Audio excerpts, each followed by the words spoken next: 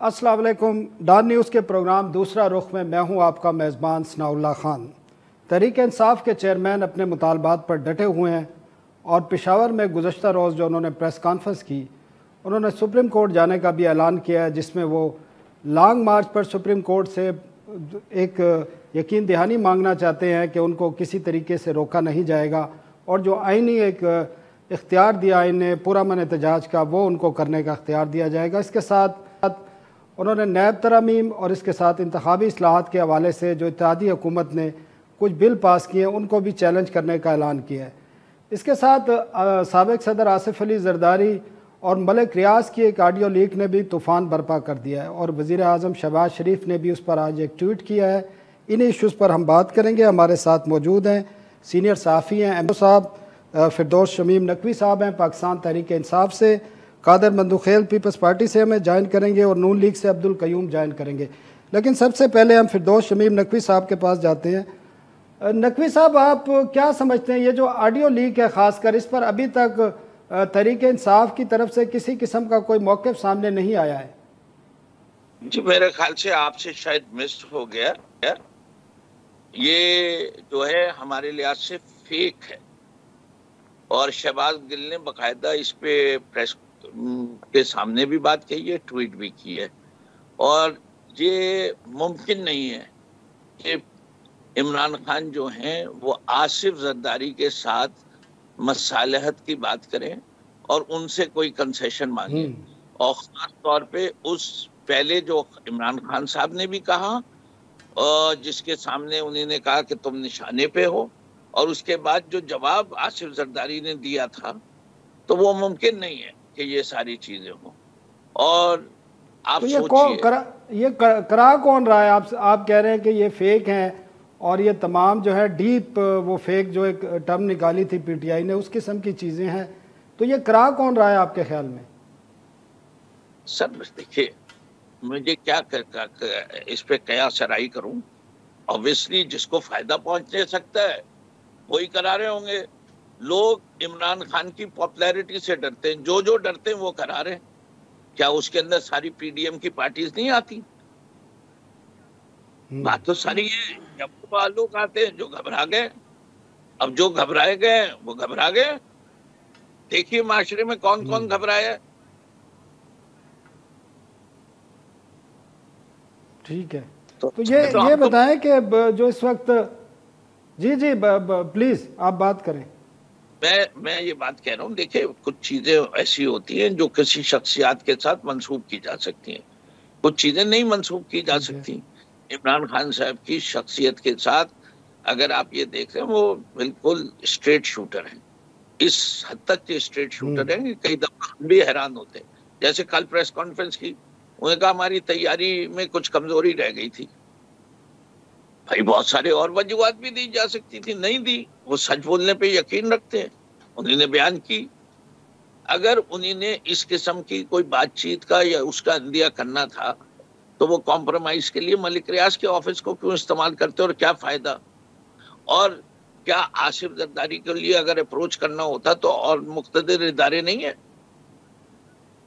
जिन्होंने, अगर आपने तो कहना है कि जिन उनके हैंड होता है, हिडन हैंड होता है, उनका तो वो हवाला देते रहते हैं। वो आप क्या समझते हैं जो उनकी डिमांड्स हैं कि फौरी इलेक्शन कराए जाए, इलेक्शन कमीशन को जो है दोबारा से उसको रिकॉन्स्टिट्यूट किया जाए और कुछ और डिमांड्स हैं, आप समझते हैं उन डिमांड्स के हवाले से भी वो एस्टेब्लिशमेंट के का भी हवाला देते हैं, सुप्रीम कोर्ट में जाने की भी बात करते हैं? तो आइन की क्यों नहीं बात करते? आइन में क्या तरीक़ाकार है इलेक्शन कराने का? और जो वाज़े तौर पर दिया है वो हम एमपी से भी पूछेंगे, लेकिन आपसे पूछना ज़रा पहले ज़रूरी है। अच्छा जी, पहली चीज़, आपके ख्याल से पंजाब के अंदर जो मौजूदा सूरत हाल है, 5 आदमी नोटिफाई क्यों नहीं कर रहा है इलेक्शन कमीशन ऑफ पाकिस्तान? और 5 आदमी नोटिफाई हो जाएंगे तो उसके बाद क्या सूरत हाल आएगी? उसके बाद सूरत हाल ये आएगी कि पीटीआई और पीएमएलक्यू जिसको भी चीफ मिनिस्टर सपोर्ट कर रहे होंगे वो आदमी जो है चीफ मिनिस्टर बन जाएगा।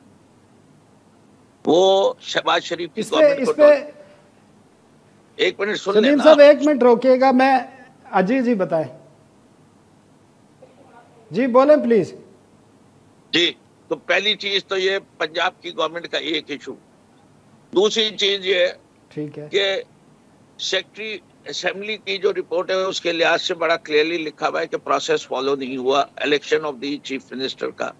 उसकी वजह से भी जो Hamza Shahbaz is a pretender, specially हमारे जो 26 निकले उसके बाद तो ये बड़ा क्लियर है कि वो वोट काउंट ही नहीं हो सकते। जब वो वोट काउंट नहीं हो सकते तो उसको जो वोट ऑफ कॉन्फिडेंस लिया है जिसके लिए मेजॉरिटी चाहिए, वो मेजॉरिटी उसको कभी मिली नहीं। जब वो मेजॉरिटी नहीं मिली तो सेकंड राउंड ऑफ इलेक्शन होना था। सेकंड राउंड ऑफ इलेक्शन के अंदर वो 26 लोग नहीं गिने जा सकते। तो और अब जो इलेक्शन होगा इसमें 21 नहीं गिने जाएंगे और 5 जो हमारी वेटिंग लिस्ट के ऊपर लोग थे, 3 ख्वातीन और 2 माइनॉरिटी के, उनको आना था। तो वो आ जाने के बाद इनके पास मेजॉरिटी नहीं रहती।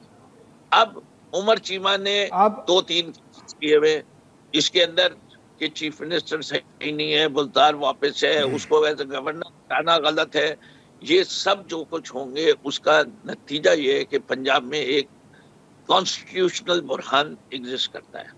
अब आ जाइए नेशनल असेंबली की तरफ।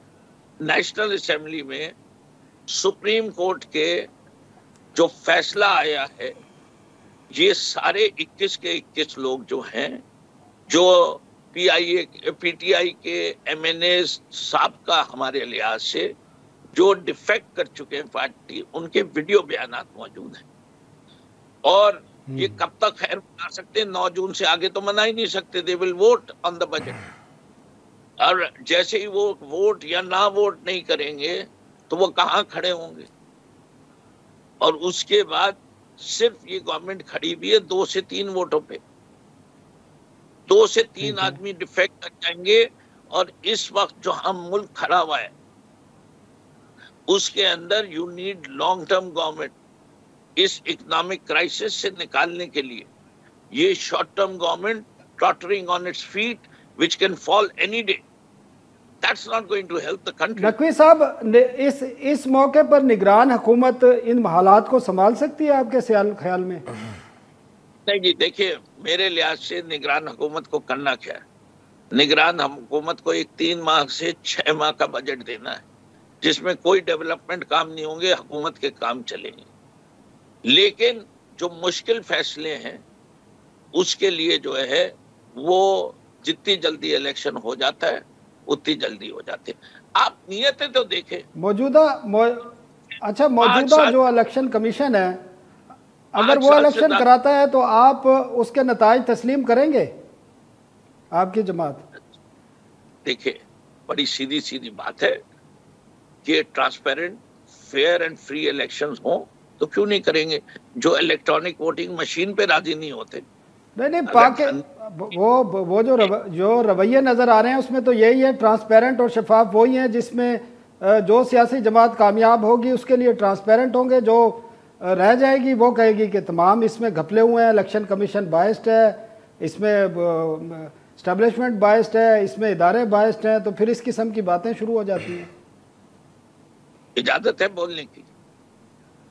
जी सर। तो मैं सर वो जी आप ही बात कर रहे हैं सर। नहीं आपने बीच में टोका था। मैं कह रहा हूं कि एमकेएम की ठप्पे लगा उसको आप फेयर एंड फ्री इलेक्शन कहते हैं।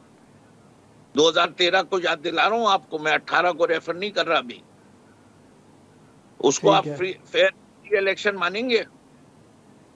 कि आप खुद क्लाउड पे, आज भी आई क्लाउड पे से आप वो वीडियोस डाउनलोड कर लीजिए जितनी चाहें, कराची के अंदर, अंदरूनी सिंध के अंदर, वैनों में से पे उतार के वो, फिर आपका फॉर्म 45 ना मिलना, उसको फेयर एंड फ्री इलेक्शंस कहेंगे। 2013 में आरओज ने रिजल्ट व्हाट्सएप नहीं किए या जो भी ऐप थी उसके जरिए नहीं भेजे, उसको आप फेयर एंड फ्री इलेक्शंस कहेंगे। आज की तारीख में 2022 के अंदर वोटर्स लिस्ट के साथ खिलवाड़ा किया हुआ है कि मेरी कॉन्स्टिट्यूएंसी के अंदर मेरे वोटर्स में से 8000 वोटर्स आइडेंटिफाई हो रहे हैं जिनको उन्हीं ने उठा के दूसरी कॉन्स्टिट्यूएंसी में फेंक दिया। और मैं शमीम साहब, आपने चीफ इलेक्शन कमिश्नर आपकी जमात ने लगाया, इमरान खान ने लगाया, आपकी पौने 4 साल हुकूमत रही, कॉन्स्टिट्यूशनल इदारे आप रिकॉन्स्टिट्यूट करते रहे, आप लोगों को ये चीजें देखनी चाहिए थी। अब इमरान खान साहब कहता है कि मुझे एस्टेब्लिशमेंट ने ये नाम दिया था। सरकार, गलती किससे होती है? इंसानों से।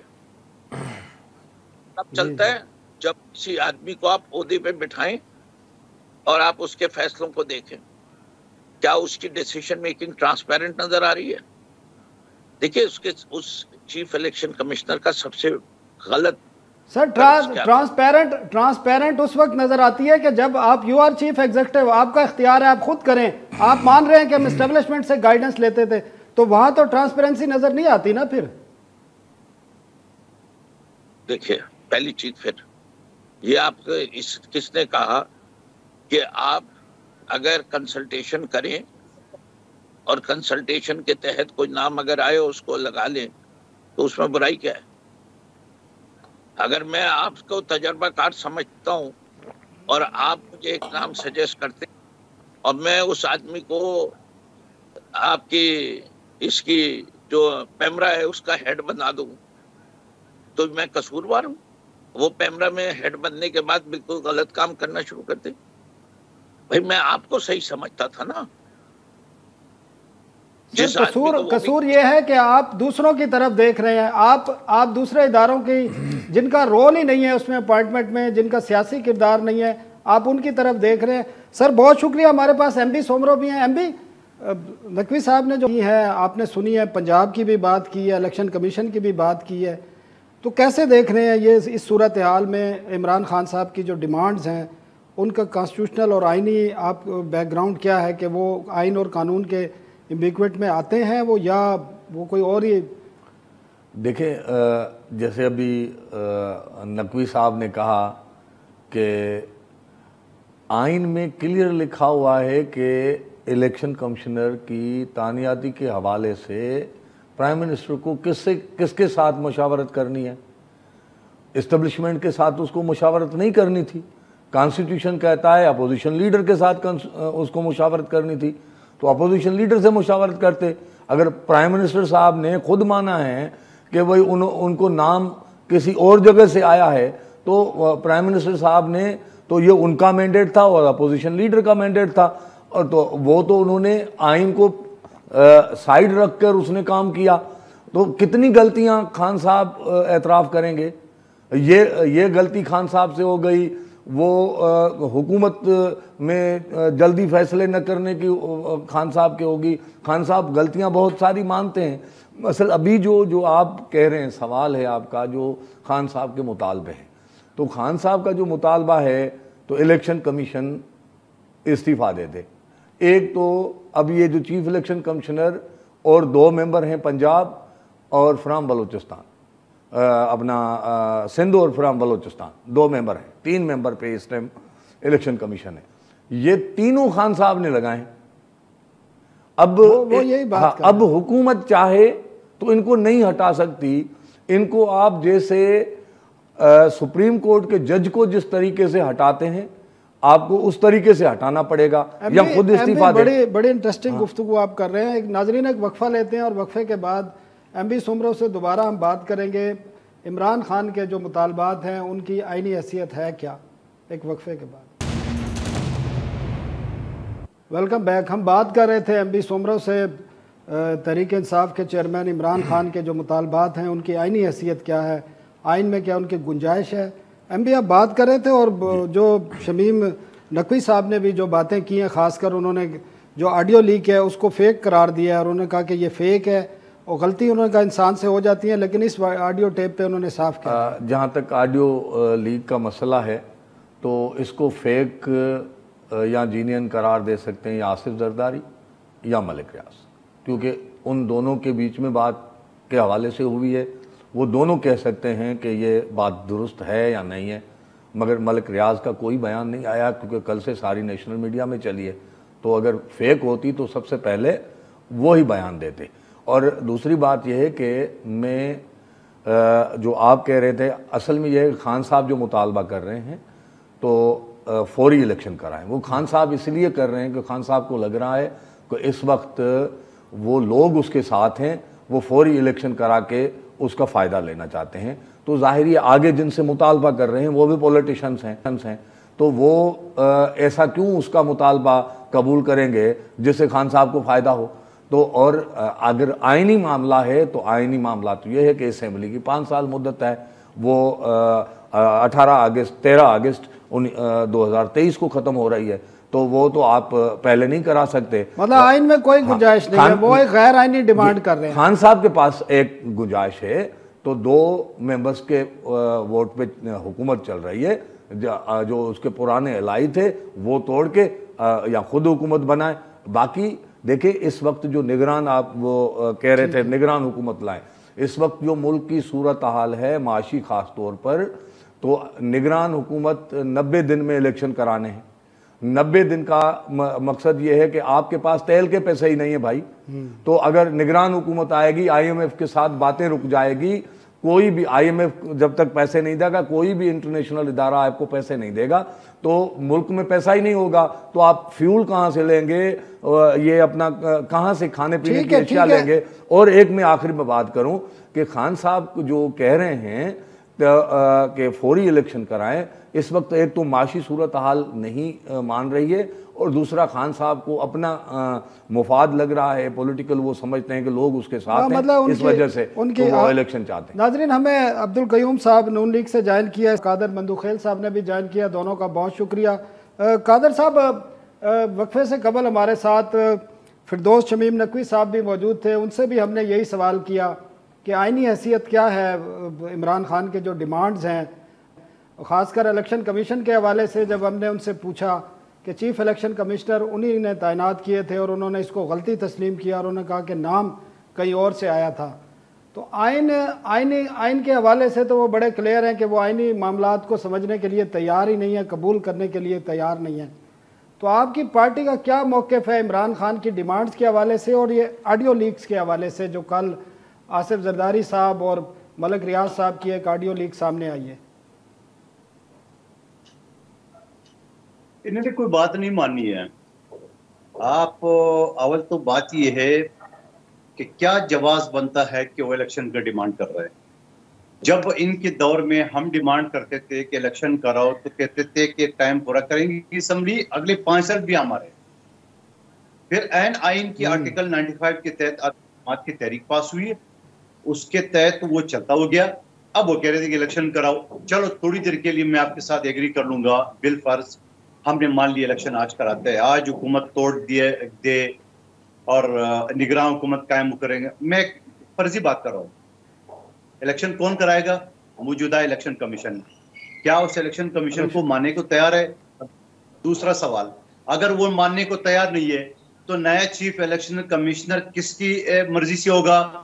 अपोजिशन लीडर और वजीर आजम के। न तो वो अपोजिशन लीडर है, न वजीर आजम है। अब अगली बात भी आ जाए, वो पहले ही कह चुके हैं कि मैं 2/3 मेजॉरिटी नहीं आएगा तो मैं हुकूमत में नहीं आऊंगा। वो किससे डिमांड कर रहा है? वो भाई ये शख्स क्या चाह रहा है? इनकी फरमाइशी प्रोग्राम थोड़ी चलेगा। ये इसके अंदर जो जोश और वो था, वो जोश तो उसको निकल गई है। जब इस्लामाबाद में वो इंटर हुआ है रात 1-2 बजे, मैं जाग रहा था उस वक्त, तो उन्होंने कहा कि मैं यहाँ से नहीं जाऊंगा। आप यकीन करेंगे उनका चेता चैनल जो एयरवाई है, उन्होंने भी ऑब्जेक्शन किए, बोले इस वक्त को नहीं कहना चाहिए, आप हालात देख ले। फिर हालात क्या थे? उन्होंने कोशिश की अपने कारकुनों को इतने इश्तियाल दिलाए कि एक तो पेशावर में उसी दिन एक पुलिस ऑफिसर को गोली मार दी, उसके बाद जाके लाहौर में किसी पुलिस कांस्टेबल को गोली मार दी, उसके बाद उन्होंने इस्लामाबाद में ग्रीन ब्लू अपना रेड जोन में दरख्तों को, घास को, ATM मशीनों को आग लगाई है। आप मुझे बता दो, दुनिया के किसी कोने में जंगों के हालात में भी दरख्तों को, जानवरों को नहीं चढ़ा जाता है, नहीं चलाया जाता है? ये वहां भी कर दिखा है। और फिर क्या ये समझ रहे? फिर जब ये कहते थे कि मैं तैयार नहीं था, आप तैयार तो उस वक्त थे। आपने कहा जो मर्जी है, पुलिस को भी, आर्मी को भी, अदालत को भी, सबको कहना चाह रहा हूं मैं आ रहा हूं। फिर आपने जब 2-4 डंडे खाए, उसके बाद आप तैयार नहीं हुए। और फिर जब आप ट्रक पे चढ़ के, और पीछे आपके पीछे कुछ चंद लोग थे, आपके सिंध से इनका 200-400 से ज्यादा लोगों ने पूरे सिंध के, कराची की 4 करोड़ आबादी में एहतजाज नहीं किया। मेरे हल्के से तो एक आदमी नहीं निकला, आपके पंजाब से 3-4 से ज्यादा नहीं निकले। सर कादर साहब, मैं पूछना ये चाह रहा था, जरदारी साहब ने तस्दीक की है इस बात की जो मलिक रियाज साहब ने उनको कल जो ऑडियो लीक आई है उनसे कहा है, जो इमरान खान साहब का जो एक डिमांड थी वो उनके सामने रखी थी, जरदारी साहब इस ऑडियो लीक पर वो इसकी तस्दीक कर रहे हैं?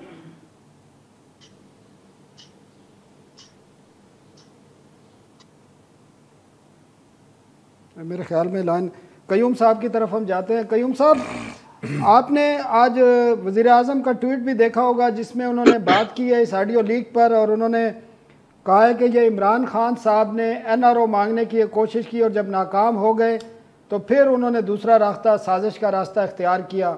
तो क्या आया कि आपकी जमात समझती है कि ये ऑडियो जो लीक हुई है ये बिल्कुल सही है? जी देखिए, इमरान खान साहब अनफॉर्चुनेटली बहुत ही फ्रस्ट्रेशन का शिकार रहे। उनके हाथ में एक हुकूमत आई थी, उनको सारे इत्तेहादी भी, सारे इंडिपेंडेंट लोग भी सपोर्ट कर रहे थे, और लेकिन वो डिलीवर नहीं कर सके।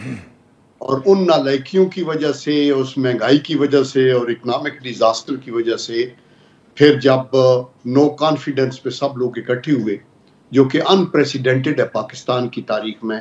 ये हुकूमत की नालायकी है ना कि आपके हाथ में एक चीज आई हुई हो लेकिन आप अपनी एरोगेंस और रौनक की वजह से सारों को जाया करें। यानी अपोजिशन तो आपके ऊपर क्रिटिसाइज करेगी ही करेगी, लेकिन इत्तेहादी जिनको आपने मिनिस्ट्रियां दी हुई हैं वो मिनिस्ट्रियां छोड़ के निकल गए, और आपकी अपनी पार्टी के अंदर जो लोग आपने ज्वाइन किए हुए थे वो बागी होके चले गए। तो ये कसूर किसका है? कि अपोजिशन का कसूर है, ये किसी और का? तो जब ये हो गया तो शुरू में तो उन्होंने कहा कि जैसे कहा जा रहा था पहले भी कि यही टाइम 5 साल नहीं बल्कि अगले 5 साल भी हमारे हैं, और वो पता नहीं हवा के घोड़े के ऊपर सवार थे, नॉट रियलाइजिंग कि वो आए भी गलत तरीके से थे, उनकी हुकूमत चलाने की सलाहियत भी नहीं थी, और दैट इज द रीजन कि वो बाहर निकले। फिर उन्होंने कॉन्स्पिरेसी वाला मसला शुरू कर दिया। पहले ये करप्शन करते गए, करप्शन कहने के बावजूद अपोजिशन जो थी वो 13 में से 11 बाई इलेक्शन जीते। ये भी एक अजीब बात थी, वरना लोग हुकूमत होती है तो उसके लोगों को ही चुनते हैं बिकॉज इलाके के लोग अपने फायदे देखते हैं, लेकिन वो हुए। फिर कैंटोनमेंट के बोर्ड्स के इलेक्शंस में आ रहे, फिर इसी तरह खैबर पख्तूनख्वा की जो पहली फेज के थे। तो जब ये देख के आप पिट गई ये बात करप्शन वाली, तो फिर उन्होंने कॉन्स्पिरेसी वाला दिया। तो उसके ऊपर बहुत से लोग, चूंकि हमारी कौम जज्बाती कौम है और हम खुददार कौम है, और जब उनके जज्बात के ऊपर वो खेले कि जी हम तो किसी से डिक्टेशन नहीं लेते, और ये सच्ची बात है, अमेरिका को कोई राइट नहीं है कि पाकिस्तान में वो हुकूमत तब्दील करे। और हमने ये भी कहा, और शहबाज शरीफ साहब ने भी कहा था कि अगर ये बात साबित हो जाए कि बाहर से कोई बंदा जो है, कोई मुल्क हमारे मुल्क में चेंज लाना चाहता है, तो हम प्राइम मिनिस्टर के साथ खड़े होंगे। और ये सच्ची बात है कि हम ये ऐसे करेंगे। लेकिन वो बात भी जब पिट गई तो फिर इन्होंने ये इंडिविजुअली सारों को मिलना शुरू कर दिया, वो भी नहीं हुआ। और फिर आपने देखा कि इस ऑडियो लीक का भी आई डोंट नो, देखे बहुत सी चीजें सोशल मीडिया पे फेक भी होती है, इसमें कोई बात नहीं, लेकिन इसमें तो जो 2 कैरेक्टर इन्वॉल्व हैं उन्होंने तो नहीं कहा कि ये फेक है, ये बात तो होती रही। और इसके पहले कयूम साहब एक वक्फे का वक्त हो रहा है, लेकिन आपके लिए मैं एक सवाल जा रहा हूँ। इमरान खान साहब आईनी रास्ते की तो बात करते ही नहीं है। कल भी उन्होंने पेशावर में कहा कि इदारों की भी जिम्मेदारी है, या वो और सुप्रीम कोर्ट जाने का ऐलान किया। तो वो आईनी एज ए सियासी जमात आईनी रास्ता अख्तियार करने की बजाय या तो इस्टेब्लिशमेंट की तरफ बात करते हैं या सुप्रीम कोर्ट की तरफ बात करते हैं। इसी का हम आपसे जवाब लेंगे, लेकिन एक वक्फे के बाद। Welcome back. हम बात कर रहे थे इमरान खान के जो मुतालबात हैं उनकी आईनी हैसियत क्या है, इसके अलावा वो आईनी रास्ता अख्तियार करने की बजाय सुप्रीम कोर्ट या इदारों की तरफ देखते हैं। अब्दुल कयूम साहब हमारे साथ हैं, पाकिस्तान मुस्लिम लीग नून के। कयूम साहब, इमरान खान जब से सियासत में आए हैं, ख़ासकर 2018 के बाद इक़्तिदार में आए हैं और पौने 4 साल रहे हैं, तो आपने देखा ये लड़ाई झगड़े की वजह भी क्या थी जब इस्टेब्लिशमेंट के साथ उनके इख्तलाफात हुए, और उसके बाद इदारों के ख़िलाफ़ एक मुहिम भी चलाई जा रही है, उस पर भी बड़ा रिएक्शन भी आ रहा है, लोगों के ख़िलाफ़ मुकदमात भी दर्ज किए जा रहे हैं। एज ए नेशन हम किस तरफ जा रहे हैं? और तहरीक इंसाफ के चेयरमैन इमरान खान की तरफ से जो एक आइनी रास्ते की बजाय इन इदारों की तरफ और सुप्रीम कोर्ट की तरफ देखा जा रहा है, तो आप किस तरह देखते हैं ये हमारी सियासत और हमारे इदारों को इस वक्त क्या किरदार अदा करना चाहिए? देखें, इमरान खान साहब बदकिस्मती से एक खुद पसंद और खुद सर एक इंसान है जो पॉलिटिशियन भी नहीं, मैं नहीं मानता कि उनको पॉलिटिक्स का पता है, पॉलिटिशियन भी नहीं, और एक मुल्क का स्टेट्समैन होना तो बड़ी दूर की बात है। जो आगे देखता है, बियॉन्ड द हॉरिजन, वो देखता है कि दीवार के पीछे आगे क्या होना है और लंबा। तो आज मुल्क के अंदर अगर आईन ना होता और जमहूरियत ना होती और लोगों को हक ना होता अपने वोट का, तो इमरान खान साहब हुकूमत में तो नहीं आ सकते। अगर डिक्टेटरशिप होती तो अगर आप एक आईन के जोर पे, एक जमहूरियत के जो राइट्स हैं आपके, उन पे आप आए हैं, तो फिर आप उन कवानीन को अगर वायलेट करेंगे तो इसका मतलब है कि आपको ABC भी नहीं पता, स्टेट्समैनशिप का भी और पॉलिटिक्स का भी। आप नाराज हैं, अभी एस्टेब्लिशमेंट को भी आप बुरा भला कहते हैं, आप अदलिया के ऊपर भी बड़ी कड़ी आपने तनकीद की, आपको इलेक्शन कमीशन भी पसंद नहीं है, और आप हवा के घोड़े पे सवार हैं, जल्दी इलेक्शन करा दे। इलेक्शन एक तरतीब से होना है ना, 5 साल का ये टेन्योर है, ये खत्म होना है अगस्त में। तो ये फिर सवाबदीद हुकूमत की है ना, जो बेहतरी मुल्क के लिए समझेगी। जो हुकूमत के लोग हैं उन्होंने भी अपने पार्टी के मफादात से भी ज्यादा उन्होंने मुल्क की मफादात को देखना है। आप आज अगर एक खत्म कर दें और हट जाए तो अबूरी हुकूमत के साथ तो कयूम साहब मुख्तसर सवाल है, टाइम भी थोड़ा है। आप क्या समझते हैं कि अब इस्टेब्लिशमेंट ने सियासत में जो मुदाखलत है उससे तौबा कर लिया? आप क्या समझते हैं जो हालात नजर आ रहे हैं? देखिए, मैं ये समझता हूँ कि yes, that is the reason कि इमरान खान साहब जो हैं वो तिलमिला उठे हैं। मुझे पक्का वसूख से ये यकीन है कि अभी जब DGISPR ने ये कहा कि जी हम बिल्कुल गैर जानबदार हैं और पॉलिटिक्स से हमारा कोई ताल्लुक नहीं, तो इसको अप्रिशिएट करना चाहिए। और सिमिलरली अभी DGI का रोल भी कोई बंदा उंगली नहीं उठा सकता। इनको अपनी प्रोफेशनल ड्यूटीज बहुत सारी हैं, मुल्क की सलामती के लिए बहुत से खतरात सिर्फ अंदरूनी नहीं बैरूनी भी हैं, उनको उधर ध्यान देना चाहिए और वो दे रहे हैं। माजी में अफवाज पाकिस्तान, ठीक है, वेरी क्लियर। कयूम साहब आपने बड़ा क्लियर कर दिया। MB सुमरो से भी हम बात करते हैं। MB, सुप्रीम कोर्ट जा रही है तहरीक इंसाफ कल। आज उनके जो साबिक वज़ीर ख़ारजा हैं शाह महमूद कुरैशी, उन्होंने प्रेस कॉन्फ्रेंस की है, उन्होंने कहा कि हम सुप्रीम कोर्ट जाएंगे। तो किस तरह देख रहे हैं कि आप एक कॉन्स्टिट्यूशनल राइट है एहतजाज करने का, ये तो सबको पता है, और जो लास्ट हुआ है जिसमें धरने के लिए आए थे वहाँ पर टीयर गैस का भी इस्तेमाल हुआ, तशद्दुद भी हुआ, लोगों को गिरफ़्तार भी किया गया, और अब हुकूमत कहती है कि हम अब इसकी इजाज़त नहीं देंगे। सुप्रीम कोर्ट के कहने पर उन्होंने आने दिया, और उसके बाद आपने देखा। अब सुप्रीम कोर्ट में अब क्या समझते हैं कि जब ये पिटीशन जाएंगी तो क्या आपको नज़र आ रहा है? अभी जो खान साहब ने कल कहा है, 2 किस्म के मामला सुप्रीम कोर्ट में लेके जाना चाहते हैं। एक जो नेब एक्ट में तरमीम का बिल मंजूर हुआ है, और दूसरा इलेक्शन एक्ट में जो EVM और अपना समंदर पार पाकिस्तानी को जो इंटरनेट के ज़रिए वोट देने का हक नहीं दिया गया। वोट वो दे सकते हैं, मगर इधर आके उसको लेजिस्लेशन को वो चैलेंज करने की बात कर रहे हैं। जी। तो एक तो ये पार्लियामेंट की सुपरमेसी की बात करते थे।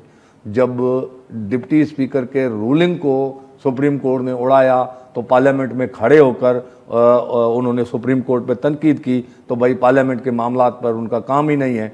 तो आज फिर खान साहब क्या लेने जा रहे हैं? और दूसरी बात देखें, ये बिल मंजूर हुए हैं, मुझे इम्कान है कि सदर साहब नहीं करेंगे साइन। इसी वजह से जो ज्वाइंट पार्लियामेंट, सदर साहब क्यों नहीं साइन करेंगे? वो क्योंकि EVM उनका पॉलिटिकल नारा है समंदर पार पाकिस्तानियों को वोट का, क्योंकि उनको वोट का हक पहले भी था, मगर वो उनके पास उन्होंने ये तासुर दिया है कि भाई हमने आपको वोट का हक हमने दिलाया है। हालांकि वोट वो इधर आके दे सकते थे जैसे पाकिस्तानी और देते हैं। असल में इंटरनेट के ज़रिए वोट का हक जो देना वो मसला है, क्योंकि फ़र्ज़ करें मिसाल के तौर पर एक बंदा तुर्बत के साथ ताल्लुक़ रखने वाला बंदा है, वो सऊदी में बैठा हुआ है। भाई अब बलूचिस्तान के बहुत सारे अजला में इंटरनेट है ही नहीं, तो वोट कहाँ से देगा? अगर 5,000 लोग मतलब 5 लाख वोट दे भी दें, 15 लोगों का भी मसला आ जाएगा तो सारा इलेक्शन सबूताज हो जाएगा। तो वो इलेक्शन कमीशन के पास वो तरीक़ेकार बन नहीं रहा। बहुत सारे मुल्कों में आप लाइनें नहीं लगा सकते, एक तो ये मसला था। तो अभी इसलिए क्योंकि ये पीटीआई का पॉलिटिकल स्लोगन है, तो सदर साहब ने इस वक्त तक आइन के साथ खड़े नहीं हुए। सदर साहब पार्टी के साथ खड़े हुए हैं। सिंध का गवर्नर नहीं लगाया जा रहा, खैबर पख्तूनख्वा का गवर्नर नहीं लगाया जा रहा, बलूचिस्तान अपना इसका पंजाब का गवर्नर नहीं लगाया जा रहा, कभी हिस्ट्री में नहीं हुआ। तो अभी भी मुझे इम्कान है कि सदर साहब साइन नहीं करेंगे, और मुझे इसी वजह से शायद जो ज्वाइंट पार्लियामेंट का इजलास बुलाया गया था उसको 7 जुलाई जून तक इन्होंने एडजर्न किया है। तो क्योंकि उस दिन 10 दिन पूरे हो जाएंगे सदर के, क्योंकि 10 दिन में अगर उन्होंने साइन नहीं किया तो उनको ज्वाइंट पार्लियामेंट में भेजना है। बड़ी इंटरेस्टिंग। एमपी हमारे पास वक्फे का वक्त है, लेकिन हम कादिर मंदूखेल के पास जाएंगे वक्फे के बाद। और सदरस्तान का जो रोल है, क्योंकि कादिर साहब भी कराची से हैं और उनका भी कराची से ही ताल्लुक़ है। और मुझे याद आ रही है कमर जमान कायरा की एक बात चंद दिन पहले की, उन्होंने कहा कि सदर पाकिस्तान अपोजिशन लीडर का रूप धार चुके हैं। तो कादिर मंदूखेल साहब से हम वक्फे के बाद पूछेंगे कि ये जो बिल जा रहे हैं या गवर्नर्स की समरी हैं, सदर पाकिस्तान क्यों उनको बार बार रिजेक्ट कर रहे हैं और डिले कर रहे हैं, तो आइन में इसमें क्या कहते हैं, और आया कि सदर पाकिस्तान के ख़िलाफ़ उनको हटाने के हवाले से कोई आइनी तरीक़ाकार इख्तियार किया जा रहा है। लेकिन एक वक्फे के बाद वेलकम बैक। हम बात कर रहे थे, ख़ासकर एमपी ने हमें बताया कि सदर पाकिस्तान का जो किरदार है, अब ये अगर इंतखाबी इस्लाहात का बिल या नैब तरमीमी बिल जाते हैं तो वो भी साइन नहीं करेंगे। कादिर साहब हमारे साथ हैं। कादिर मंदूखेल साहब, आपने देखा होगा जब गवर्नर पंजाब की 2-3 मरतबा समरी जा चुकी है, सिंध के गवर्नर की गई है, अब ये बिल भी जा रहे हैं, कोई और चीज़ें हैं, तो जब सदर पाकिस्तान अपना आइनी किरदार अदा करने के लिए तैयार नहीं, तो आपकी जो इत्तेहादी जमातें हैं सदर पाकिस्तान को हटाने के हवाले से जो आइनी तरीक़ाकार है वो इख्तियार क्यों नहीं कर रहे? आएगा सर पाकिस्तान की बारी भी आएगी, बलूचिस्तान की चीफ मिनिस्टर की भी आएगी, पख्तूनख्वा की चीफ मिनिस्टर की भी आएगी। अब एक शख्स बजिद है, मैं इन्हीं का क्रिकेट याद दिलाता हूँ। एक शख्स अगर बल्ला लेके और आउट हो जाए और सामने एम्पायर खड़ा हो वो भी कह रहे आउट हो जाए, और लोग में बैठे वो भी कह रहे आउट हो गए, बोला नहीं मैंने आउट नहीं होना है, तो क्या करेंगे आप? ये वही हरकतें कर रहे हैं। ये दुनिया की पाकिस्तान की 74-75 साल में हम है कि ऐसा कोई हरकत किसी ने देखा हो। हमारी 2 हुकूमतें ख़त्म कर दी गई है, हमारे वज़ीर आज़म यूसुफ रज़ा गिलानी को खड़े खड़े नाइल कर दिए है किसी की हिदायत पे। ये सब कुछ हमारे आंखों के सामने हुआ। झूठे मुकदमे में मेरे शहीद कायद जुल्फ़िकार अली भुट्टो को फांसी लगाया है, हमारी बीबी शहीद को शहीद कर दिया है, सब कुछ हमारे सामने हुआ। हमने इस तरह गैर आईनी और गैर अखलाकी और पाकिस्तान दुश्मन पॉलिसी हमने नहीं अपनाई। बात ये इस चीज का बेफिक्र हो, जो सदर पाकिस्तान की सिर्फ इतनी, मैं सख्त लफ्ज़ इस्तेमाल नहीं कर, और टाइमिंग है, चलो अब यूं कह देता हूँ, इतनी टाइमिंग है उसकी 25 दिन, 15 दिन में वो भेजेगा। अच्छा, एतराज लगा के वापस असेंबली से जाएगा, 10 दिन उसके पास टाइम है, 10 दिन के बाद उसकी कोई औकात नहीं है, वो मंजूर होना ही होना ही है। अच्छा, वो एक्ट ऑफ पार्लियामेंट बन जाएंगे जी? ठीक है सर, ठीक है, बता एक्ट ऑफ पार्लियामेंट बन जाएंगे आपके ख्याल में? दूसरी बात ये है, ये जो हरकतें ये कर रहे हैं, ये तारीख लिखी जाती है, ये लिखी जा रही है। ये कल जब जमहूरियत के चैंपियन बन के आएगा, ये शख्स अपने आप को खान कहते हैं। खान इतना बुज़दिल होता है, खान इतने बेज़मीर होता है, खान इतनी डरपोक होता है, दम क्या देते रहे, आप कह रहे कि मैं सुप्रीम कोर्ट जाऊंगा, आपने तो 6 दिन का बोला, 6 दिन तो आपकी पूरे हो गए, या कल पूरे हो रहे आपकी 6 दिन। आपने कहा 6 दिन बाद वापस आऊंगा, ये नहीं बोला 6 दिन बाद ऐलान करूंगा, उससे आप हट गए, आपने बोला 6 दिन बाद ऐलान करूंगा। 6 दिन के बाद तो शुरू होता है 13 अगस्त 2023 तक, नंबर 1 बात।